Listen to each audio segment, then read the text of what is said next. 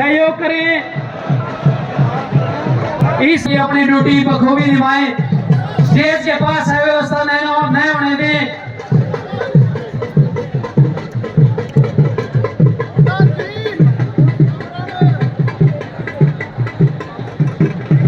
सभी साथियों, हमारे बीच में बहुत भारी संख्या में हमारे कर्मचारी साथी हरियाणा प्रदेश के कोने कोने से हमारे बीच में पहुंच रहे हैं। संगीतकार साहब कैसे हो? Mahendra Yadav ji diploma engineer association Vijayawadi के हमारे प्रधान, उनके नेतृत्व में हमारे बीच में हमारे साथी लोगों का जोरदार स्वागत और धन्यवाद करते हैं।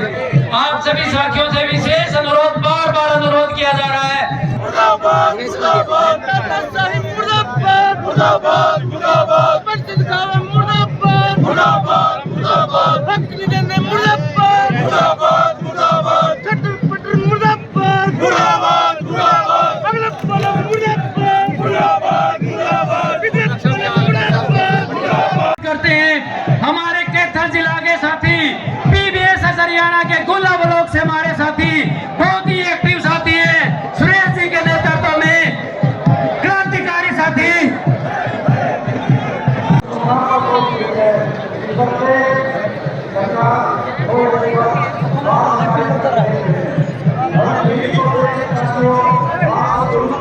जिला कार्यकारिणी ब्लॉक कार्यकारिणी और कोने कोने से आई हमारी माता शक्तियों सभी को नमस्कार। जैसा आप सबको पता है कि कल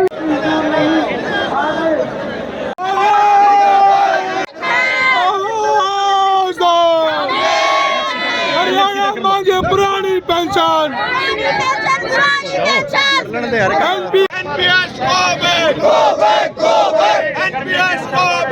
के नेतृत्व में जो हमें आदेश होगा हम उस पे खरा उतरेंगे।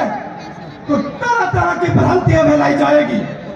मैं आप सभी से एक निवेदन करना चाहता हूं। आज मैं हिमाचल प्रदेश से आप सबसे यही निवेदन कर मांग नहीं है साथी, ये मांग कच्चे कर्मचारी को पक्का करने की भी मांग है, क्योंकि पेंशन पक्के कर्मचारी को मिलती है।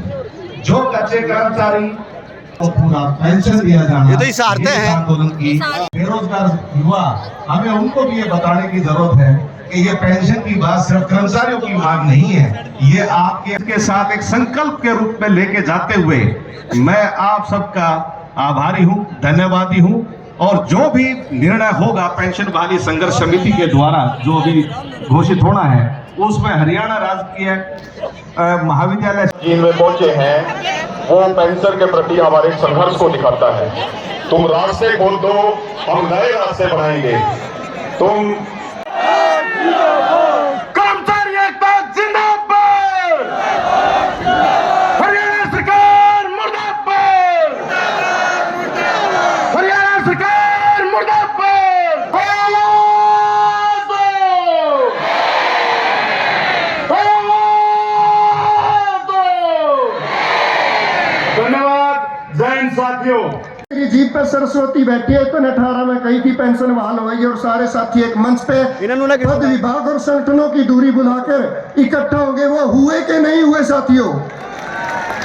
और एक बात और कह रहा हूं साथियों, अगले 6 महीने आप मेरा तन मन और धन के साथ साथ दे देना। निश्चित तौर पर 6 महीने बाद आपकी पेंशन बहाल करवा के आपका छोटा भाई देगा।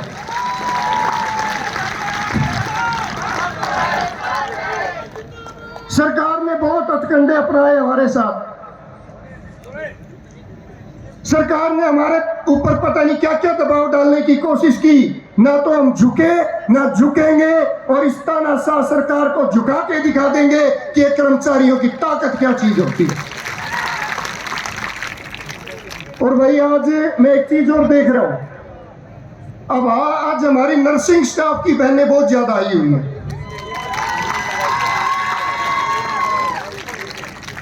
बिजली बोर्ड के साथी तो करंट लगाने तैयार हो रहे थे भाई, रोडवेज के साथी इनका चक्का जाम करने को तैयार थे, पीडब्ल्यूडी वाले भाई इनके घरों में इनका रोकने के तैयार थे, पब्लिक हेल्थ इनको पानी रोकने को तैयार था, मास्टर डंडा उठाए खड़े थे। और ये नर्सिंग स्टाफ और हमारे मेडिकल स्टाफ ने आज सुआ निकाल लिया, ऐसा सुआ निकाला जो लगते ही पुरानी पेंशन बहाल होगी।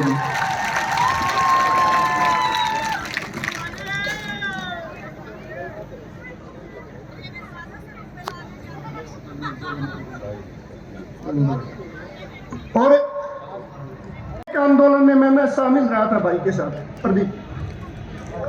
और भाई हिमाचल पहला ऐसा प्रदेश था, हिमाचल पहला ऐसा प्रदेश था जो वहां के जयराम ठाकुर ने हमारे ऊपर पानी की बौछारें चलाई थी 3 मार्च को। और मुख्यमंत्री मनोहर लाल खट्टर जी, उनके सहयोगी दुष्यंत चौटाला जी, जिन्होंने इसी पांडु पिंडारा की धरती पर वादा किया था। और ये धर्म कर्म की धरती है, यहाँ पर जो झूठा वादा करता है आने वाले समय में उसकी कभी औलादें भी सत्ता सुख भोगने का काम नहीं करेंगी। ये तो हमारे साथ धोखा नहीं, ये तो भगवान के साथ और भगवान की धरती पर आकर अगर धोखा कर सकते हैं तो उनके साथ क्या होगा आप समझ सकते हो साथ। हिमाचल प्रदेश ने तो केवल पानी की बौछारें चलाई थी। हरियाणा की तानाशाह सरकार ने तो हमारे ऊपर उससे आगे बढ़कर लाठी डंडे चलाने का काम किया और आतंकवादियों को रोकने के लिए जो आंसू गैस के गोले चलाए थे वो आपके ऊपर चलाने का काम किया। यूं देख लो भाई, इन्होंने सिर्फ पानी का बदला उनको सत्ता से बाहर करके लिया था और आपने तो लाठी और आंसू गैस के गोलों का बदला भी लेना है। तो आपने निर्णय लेना है कि उनको सीट देनी है कि नहीं देनी है। और जब तक, और मैं तो हमेशा कहता हूँ हमारे कर्मचारी भाई तो हनुमान जैसे बने बैठे हैं। हनुमान अपनी ताकत भूल बैठा था और समंदर को लांघने से इनकार कर रहा था, तब जामवंत ने उनको बताया था कि आप समंदर को लांघ सकते हो। उन्होंने अपनी ताकत को पहचाना और वही ताकत आप जो कर्मचारी भूल बैठा है, आपने वो ताकत पहचान ली है और इस सरकार को भी उसकी पहचान करानी है साथी। मैंने हमेशा नारा दिया कि हटकर चले वो हमसे, हटकर चले वो हमसे जिन्हें सर अजीज हो, हम सरफिरों के साथ ये सरफिरे चले। और पेंशन बहाली संघर्ष समिति ने 2018 से जो रिकॉर्ड खुद बनाया उसको तोड़ने का काम भी खुद किया। इस एकलव्य स्टेडियम को बहुत सारे राजनीतिक दलों की यहाँ पर रैलियां हो चुकी हैं और कुर्सियों पर रैली करते और दावा करते हैं कि हम सत्ता परिवर्तन कर देंगे। ये पहली पेंशन वाली संघर्ष समिति है जिसने दरी के ऊपर न केवल इस मैदान को भरने का काम किया, लेकिन जितने साथी अंदर थे उससे कई गुना साथी बाहर भी थे भाई। और ये कहते हैं कि जींद की धरती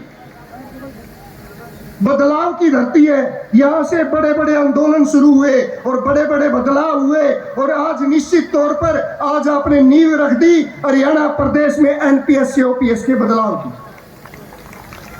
समर्थन देने के लिए राज्यसभा सांसद दीपेंद्र हुड्डा जी हमारे बीच में पहुंच चुके हैं। जोरदार तालियों से उनका स्वागत तो जरूर करो भाई।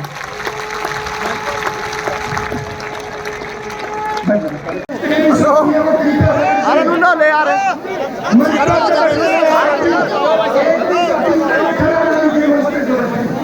दीपेंद्र राम राम मारी भी। हेलो भाई मारी भी राम राम। नमस्ते भाई। नमस्ते भाई। अरे हाथ हिला दिन दे ये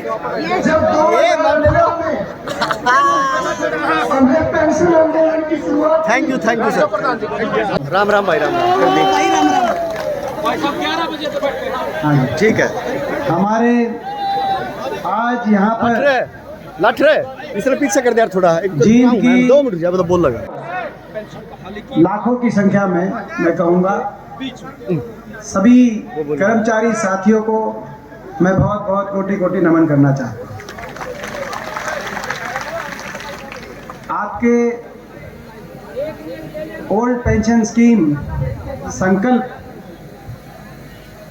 महारैली के उपलक्ष्य में जो आपकी पेंशन बहाली संघर्ष समिति है उसके हमारे वीरेंद्र जी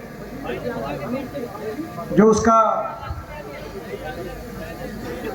संचालन कर रहे हैं और सभी उस समिति के बहुत से सभी सदस्यगण, मैं एक एक का नाम, उस संघर्ष के लिए आप सबको कोटि कोटि एक बार फिर नमन करना चाहता हूँ, क्योंकि अपने अधिकारों के लिए आप लड़ रहे हैं। ये आपके जो अधिकार, ओल्ड पेंशन स्कीम का जो अधिकार, हमने भी बार बार मांग करी, सरकार से हर स्तर पर मांग करी, केंद्र सरकार से भी और हरियाणा में प्रदेश सरकार से भी, कि कर्मचारियों को ओल्ड पेंशन स्कीम मिले, उनकी ओल्ड पेंशन स्कीम बहाल हो, उसका लाभ हरियाणा कर्मचारियों को मिले। जब देश में बहुत से प्रदेशों में ओल्ड पेंशन स्कीम बहाल हो सकती है, तो जो हरियाणा एक समय में 2013-14 के समय याद करें तो प्रति व्यक्ति आय में देश में नंबर 1 था हमारा प्रदेश, तो एक समृद्धि की पहचान थी उस समय हरियाणा की। अब थोड़ा पीछे जरूर गया विकास दर में, लेकिन आज भी देश के अग्रणी राज्यों में है। तो जब छत्तीसगढ़, मध्य प्रदेश, राजस्थान, हिमाचल प्रदेश, पंजाब, दिल्ली जैसे प्रदेशों में और यहाँ तक कि पश्चिम बंगाल जैसे प्रदेशों में जो आर्थिक मापदंडों के अनुसार जिन प्रदेशों से हरियाणा कहीं आगे है, तो उस प्रदेश के अंदर कर्मचारियों के भविष्य को संवारने के लिए, उनके भविष्य की सुरक्षा करने के लिए हरियाणा सरकार क्यों कदम नहीं उठा पा रही, ये हमारी समझ से बाहर की बात है। जो कर्मचारी हमारे हरियाणा प्रदेश के भविष्य की सुरक्षा करते हैं, उन कर्मचारियों की भविष्य की सुरक्षा करने की जिम्मेदारी सरकार की होनी चाहिए, हर राजनीति से ऊपर उठ के होनी चाहिए, ऐसा हमारा मानना है। इसमें हरियाणा प्रदेश से 15 सांसद हैं, लोकसभा और राज्यसभा मिलाकर 10 लोकसभा, 5 राज्यसभा, 14 भारतीय जनता पार्टी। चौधरी उदय भान जी और नेता विपक्ष चौधरी उपेंद्र सिंह हुड्डा जी के नुमाइंदे के रूप में भी मैं आज आपके बीच में उपस्थित हुआ हूं। आज होडल में चौधरी उदय भान जी के क्षेत्र में बहुत बड़ी जन आक्रोश रैली थी, तो हुड्डा साहब और उदय भान जी वहां उस रैली में, और उस रैली से विशेष हेलीकॉप्टर के माध्यम से उनका संदेश लेकर भी, पार्टी का संदेश देकर भी मैं सीधा रैली से यहाँ पर आपके बीच में उपस्थित हुआ हूँ। और मैं कहने के लिए आपके बीच में आया हूँ, अभी जैसे मुख्यमंत्री जी ने एक हमारी एम्प्लॉई खेल महकमे में एक बेटी जिनके मान सम्मान की जिम्मेदारी प्रदेश सरकार की होनी चाहिए, राजधर्म उसको निभाना चाहिए, ऐसी एक हमारी बेटी ने जब हमारे एक कैबिनेट के मंत्री पर एक कहा कि उनने उनके साथ दुर्व्यवहार किया है, तो मुख्यमंत्री जी ने बिना जांच के विधानसभा में खड़े होकर क्या कहा कि वो कैबिनेट मंत्री हैं, कैबिनेट मंत्री रहेंगे। आज मैं भी आज आपके बीच में कहने आया हूं, ओल्ड पेंशन स्कीम हरियाणा में बदलाव होगा, परिवर्तन होगा और ओल्ड पेंशन स्कीम मिलेगी।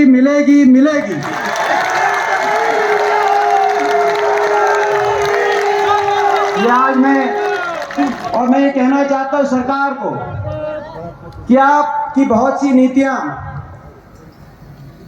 कर्मचारी विरोधी नीति, सरकारी कर्मचारी विरोधी नीतियां पे आपको पूर्ण विचार करना चाहिए। सत्ता दल को मैं आज एक विपक्ष के सांसद के रूप में कहना चाहता हूं, चाहे वो केंद्र सरकार या कर्मचारियों के प्रति आपका रवैया हो, चाहे वो भारत देश की फौज के और फौजियों के प्रति आपका रवैया हो, चाहे वो हरियाणा प्रदेश के कर्मचारियों के प्रति आपका रवैया हो। किसान का देश है और जय जवान जय किसान का प्रदेश है, लेकिन आपने फौज में किसी की मांग नहीं थी, ना फौजी मांग कर रहे थे, फौजी तो मांग कर रहे थे कि 1 रैंक 1 पेंशन हो, लेकिन आपने बिना फौज की मांग के, ना किसी राजनीतिक दल की मांग थी, ना किसी नौजवान की मांग थी, जो फौज के अंदर जाने के लिए दिन रात एक करके सुबह 4 बजे उठकर रेस लगाकर दंड बैठक करके प्रैक्टिस करके तैयारी कर रहे थे। हरियाणा जैसे छोटे प्रदेश से आज़ादी से लेकर 2019 तक हर साल 5,500 की पक्की भर्ती होती थी, और एक ऐसी फौज देश के कोने कोने से भर्ती होकर एक ऐसी फौज, भारत देश की फौज, जय हिंद की सेना, जिस पे हमें गर्व था, आपने पक्की भर्ती वहां से बदलकर अग्निपथ योजना लाकर अग्निवीर की भर्ती शुरू कर दी। जहां 5,500 भर्ती होके जाते थे हरियाणा प्रदेश से हर साल, पिछले वर्ष केवल 925 अग्निवीर लिए गए, जिनमें से केवल 210 पक्के किए जाएंगे। बाकी बिना पेंशन के 21 और 22 साल की उम्र में घर वापस आ जाएंगे। फौज में कोई बहुत शौर्य का परिचय देता था, कोई हमारा सैनिक तो प्रचलन था, परमवीर चक्र मिलता था, पीवीसी, मगर आपने भी पीवीसी तो दिया, मगर आपने परमवीर चक्र नहीं दिया। आपने पेंशन विरोधी चक्र के अंदर हमारे फौजियों को भी पेंशन विरोधी चक्र के अंदर किसकी मांग थी, हम सवाल पूछते हैं। कैसी फौज, जिस फौज ने पार्टी चाहे दल कोई भी रही हो, सरकारें किसी की भी रही हो, लेकिन हमारे देश का हमेशा गौरव बढ़ाने का काम किया। 71 में जिस फौज ने पाकिस्तान के 2 टुकड़े करके, एक तरफ पाकिस्तान, दूसरी तरफ बांग्लादेश, देश के तिरंगों को ऊंचे लेके जाने का काम किया, चाहे उस समय इंदिरा जी रही हो प्रधानमंत्री, चाहे करगिल के समय अटल बिहारी वाजपेयी जी रहे हो प्रधानमंत्री, उस समय हमारी फौज ने कारगिल के अंदर पाकिस्तान के शीश को झुकाने का काम किया। पार्टियां आएंगी जाएंगी, सरकारें बनेंगी बिगड़ेंगी, लेकिन इस देश की फौज का गौरव रहना चाहिए। इस देश की फौज ने गौरव हमेशा रखा था।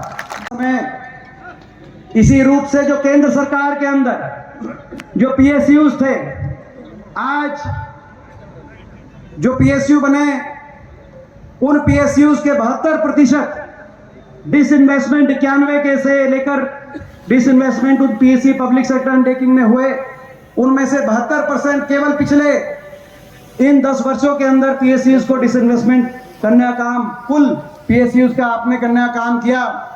भारत सरकार के जो 18 लाख 2014 में भारत सरकार के जो कर्मचारी थे, आज उनकी संख्या घटाकर 13 लाख करने का आपने काम किया। निजीकरण के हम खिलाफ नहीं हैं, मगर अनियंत्रित निजीकरण, ऐसा निजीकरण जिसमें हर वर्ग का जो अधिकार है उनको सुरक्षित नहीं रखा जाए। इतनी बड़ी संख्या में आपने केंद्र सरकार की नौकरियों में कटौती करने का काम किया, जो लगातार चल रहा है। रेलवे, पोर्ट, एयरपोर्ट हर निजी हाथों में देने का आपने काम किया। बढ़नी चाहिए थी ये नौकरियां। और ऐसे ही हरियाणा के अंदर भी जो हरियाणा सरकार की बहुत सी नौकरियां थी, या तो समाप्त करने का काम आपने किया, उनको विदहोल्ड कर दिया, उन पदों पे कोई नियुक्तियां नहीं की गई, या उनको कौशल निगम के माध्यम से जिसके अंदर कौशल निगम में ना कोई रिजर्वेशन है, ना कोई मेरिट है, आपने कौशल निगम के माध्यम से लगाने का जो काम किया, तो कच्चों में परिवर्तित कर रहे हैं, चाहे अग्निपथ हो, चाहे कौशल निगम हो, या उन पदों को समाप्त करने का जो आप काम कर रहे हैं। और कहीं ना कहीं जहां पद हैं, वहां पर जो नौकरियां हैं, वहां पर पेंशन में कटौती करने के आप रास्ते पे चल रहे हैं। मैं इस सरकार से कहना चाहता हूं कि इस नीति पे सरकार को पूर्ण विचार करना चाहिए। कर्मचारी देश को आगे लेके जाने में 75 साल फौज हो, जो भारत सरकार के कर्मचारी हों, चाहे वो हरियाणा सरकार के कर्मचारी हों, अगर महत्वपूर्ण भूमिका किसी ने निभाई है तो कर्मचारियों ने महत्वपूर्ण भूमिका देश को आगे लेके जाने के लिए निभाई है। ये वो कर्मचारी हैं। देश पे कोई आपदा आई, देश पर किसी भी रूप से कोई आपदा आई, कोई मुश्किल की घड़ी आई, कोरोना काल के अंदर कौन भूल सकता है जब बड़े बड़े लोग अपने घरों के अंदर, लेकिन कर्मचारी देश के लोगों के लिए तत्पर होकर, हरियाणा सरकार का कर्मचारी देश के लोगों के लिए तत्पर होकर हर शहर में, हर गांव के अंदर कर्मचारियों ने पहुंचकर हमारे प्रदेश के लोगों की सेवा करी। कौन वो भूल सकता है? तो आप भी मत भूलिए। मैं सरकार को ये चेतावनी भी ध्यान से देना चाहता हूं, ये जो कर्मचारियों की मांग है, इस मांग को आप समझने का काम करें, इस मांग को आप मानने का काम करें। इस बात की भी टीस हमारे दिल में है कि जो हरियाणा सरकार में पिछले कई दिनों से जो बड़े पदों पे जो नियुक्तियां हुई हैं, उन नियुक्तियों में हरियाणा से बाहर के लोगों का ज़्यादा, हरियाणा से नौजवानों से ज़्यादा हरियाणा के बाहर के नौजवानों को जो अवसर मिला। बाहर किसी प्रदेश में हरियाणा के नौजवान का नंबर नहीं लग रहा, लेकिन हरियाणा में ऐसी लिस्टें आई, एसडीओ में 80 में से 78 बाहर के, एसडीओ इलेक्ट्रिकल में से 99 में से 77 बाहर के, तो असिस्टेंट प्रोफेसर टेक्निकल एजुकेशन जो इस साल आई उसमें 156 में से 103 बाहर के, एचसीएस में भी 35-36 बाहर के। मुख्यमंत्री जी कहीं ऐसा ना हो आपको वोट भी बाहर मांगनी पड़े। मैं मुख्यमंत्री जी को ये भी आज चेतावनी देना चाहता हूँ। इस मांग को, ओल्ड पेंशन स्कीम को आप तुरंत प्रभाव से माने। चुनाव की घड़ी है, आप माने, और नहीं मानेंगे तो लोग फैसला देंगे। और हमें यदि आशीर्वाद मिला तो ना सिर्फ लागू करेंगे, लेकिन जो आपने कर्मचारी विरोधी चेहरा राजस्थान में दिखाने का काम किया, जहां कांग्रेस की गहलोत सरकार ने ओल्ड पेंशन स्कीम को लागू किया था, लेकिन आपने आते ही उस ओल्ड पेंशन स्कीम की सुविधा को आपने बदलने का कुप्रयास वहां पे काम किया, ओल्ड पेंशन स्कीम वापस लेने का काम किया। ना सिर्फ हरियाणा के अंदर ओल्ड पेंशन स्कीम कांग्रेस की यदि सरकार बनी है, अगर लोगों ने आशीर्वाद दिया, हरियाणा में बदलाव हुआ, ना सिर्फ ओल्ड पेंशन स्कीम हरियाणा के अंदर लागू होगी, लेकिन वो कानूनन एक कानून बनाकर उसको लागू करेंगे ताकि आने वाले समय में कोई उसमें बदलाव ना कर पाए। ये भी आज हम सरकार को कहना चाहते हैं। इन्हीं शब्दों के साथ मैं निवेदन करूंगा आपके सामने समर्पित चिन्ह रहेगा,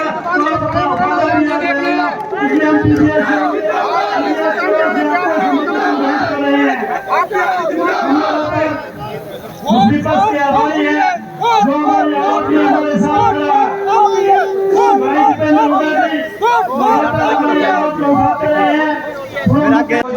मेरी भी पूरी जानकारी में है कि आप लोग 10 बजे से यहाँ बैठे हैं, मैं तो 4 बजे यहाँ पहुँचा हूँ।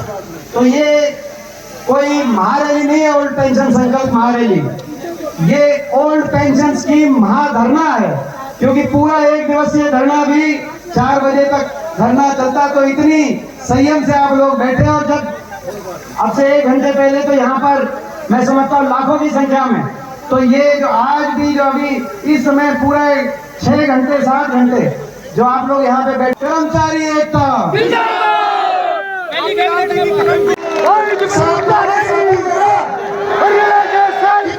हमारे साथ देंगे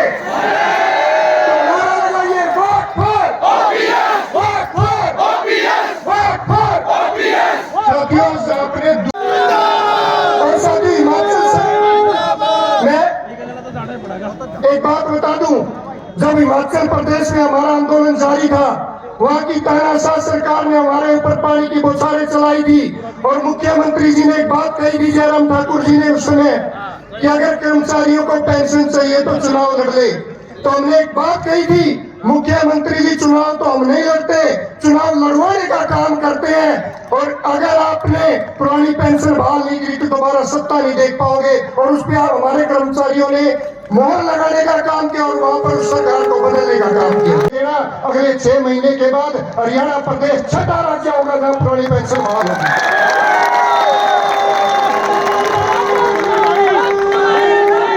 कि अपना ये कह रहे कि पहली कैबिनेट की बात, तो ये मैं कहना चाहता हूँ। और आपने लाठी की बात करी कि आपने आंदोलन किया,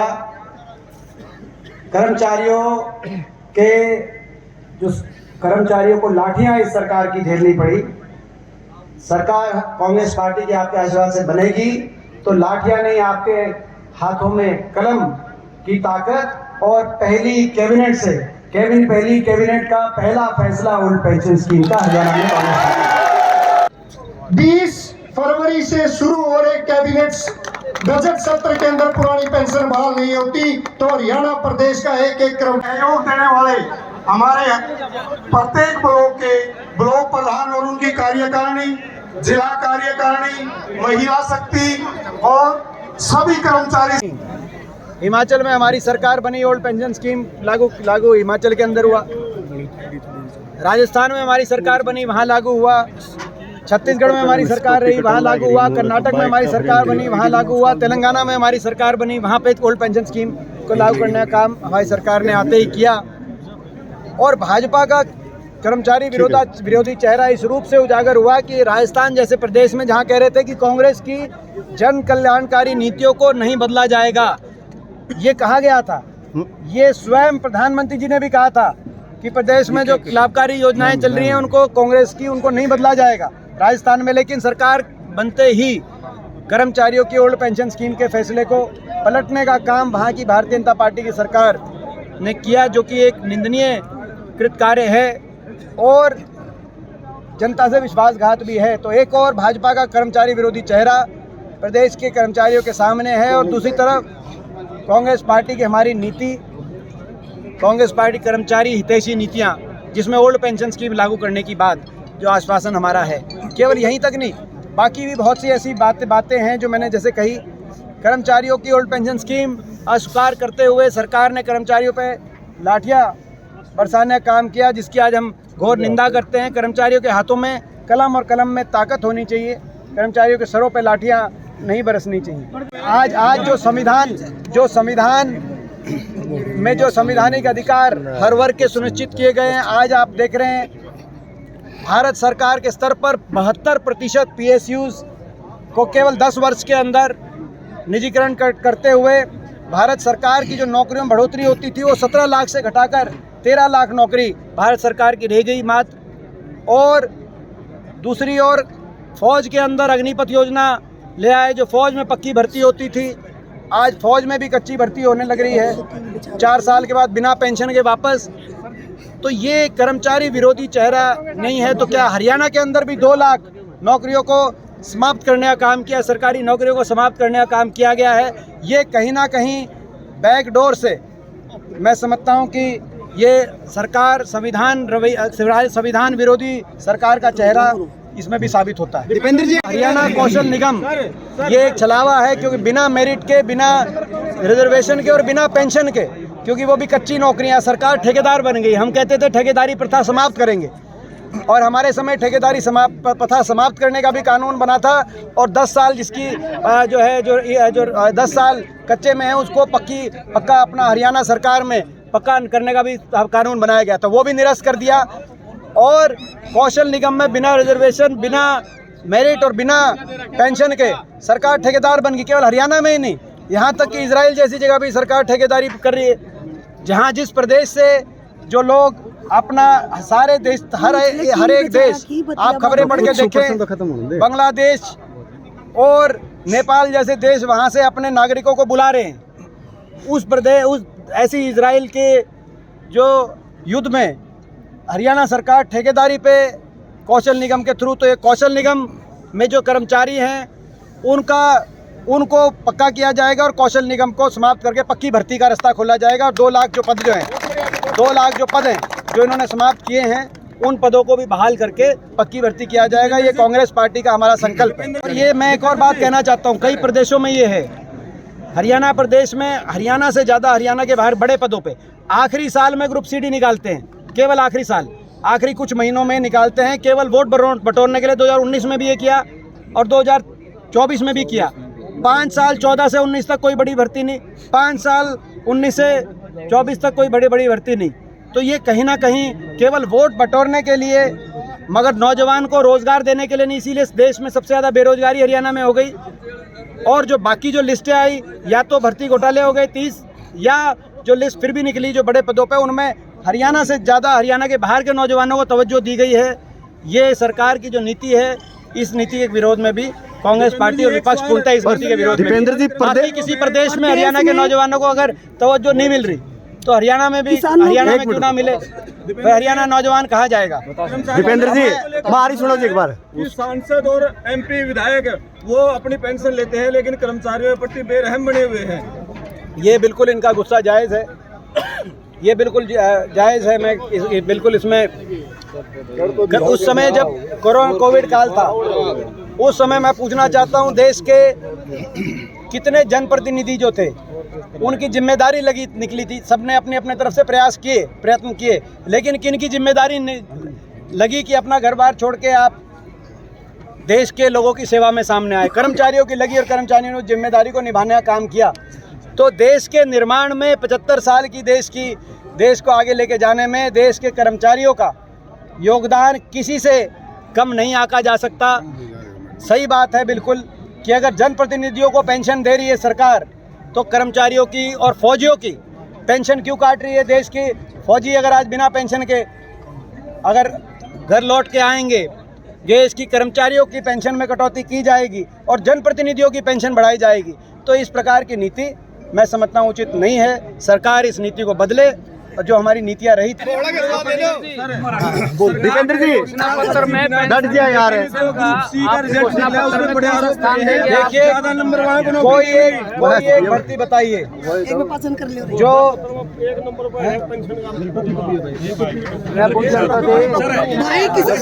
कोई एक भर्ती बताओ इस सरकार की जिस भर्ती पे पर्ची पे भर्ती होने का और पैसे से भर्ती होने का आरोप ना लगाओ। HPSC के दफ्तरों में 2.5 करोड़ रुपए की बरामदगी ऐसे अधिकारी के पास जिनको मुख्यमंत्री जी ने स्पेशल लगाया गया HPSC में। आप अंदाजा लगा के देखें, हमारी HPSC में जो चेयरमैन थे वत्स साहब, उनके कार्यकाल की एक कोई भर्ती किसी कोर्ट के अंदर कहीं पे हो तो आप बताओ मेरिट के आधार पर।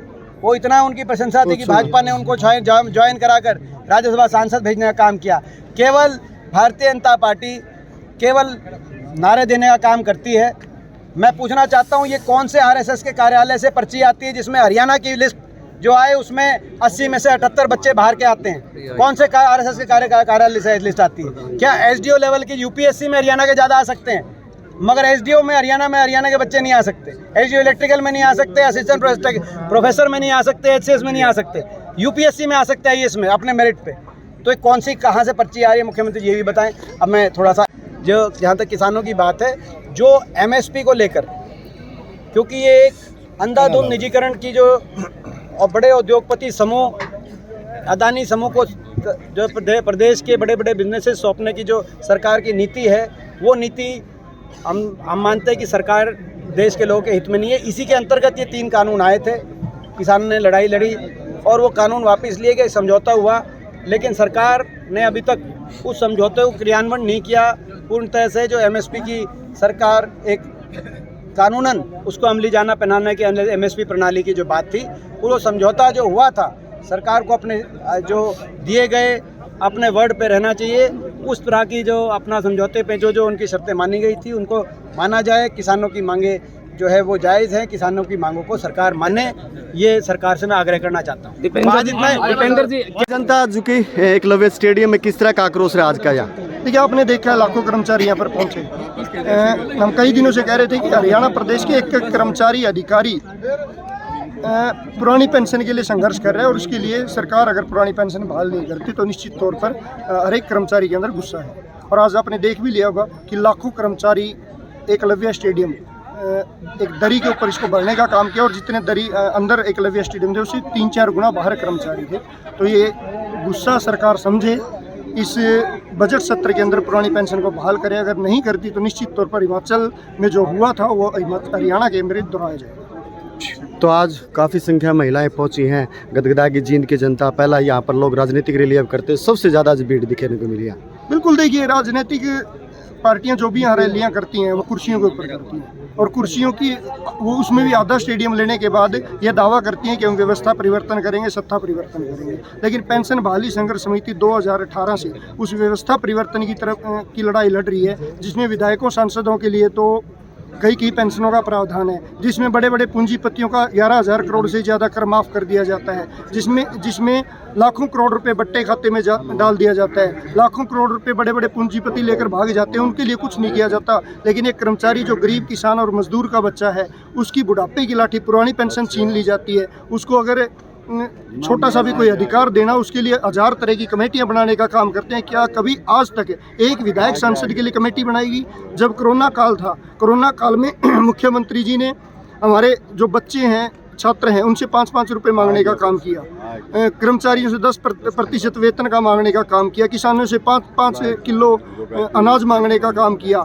जिस देश और प्रदेश को कर्मचारी तरक्की की राह पर लेकर आए थे, उसको डुबाने का काम इनकी गलत नीतियां कर रही हैं, ना कि कर्मचारियों की। जब 2006 में पुरानी पेंशन बहाल करी, उस समय आप देख लीजिए देश और प्रदेश पर कितना कर्ज था। और पेंशन का जो ये बता रहे हैं कि इसके पेंशन पे खर्च बहुत ज़्यादा है या इससे वित्तीय हानि हो जाएगी, वित्तीय भार बढ़ेगा, तो आप बताइए 2006 से तो पुरानी पेंशन है ही नहीं। उसके बाद ये कर्ज इतने लगातार इतना क्यों बढ़ रही है? कर सरकार की गलत नीतियों कारण, उन गलत नीतियों का हमारा विरोध है, पुरानी पेंशन की बहाली का हमारा विरोध है। और निश्चित तौर पर ये विरोध हरियाणा के अंदर या तो NPS से OPS का बदलाव लाएगा, नहीं तो सत्ता का बदलाव। आपका शुभ नाम? विजेंद्र धारीवाल, प्रदेश अध्यक्ष पेंशन बहाली संघर्ष समिति।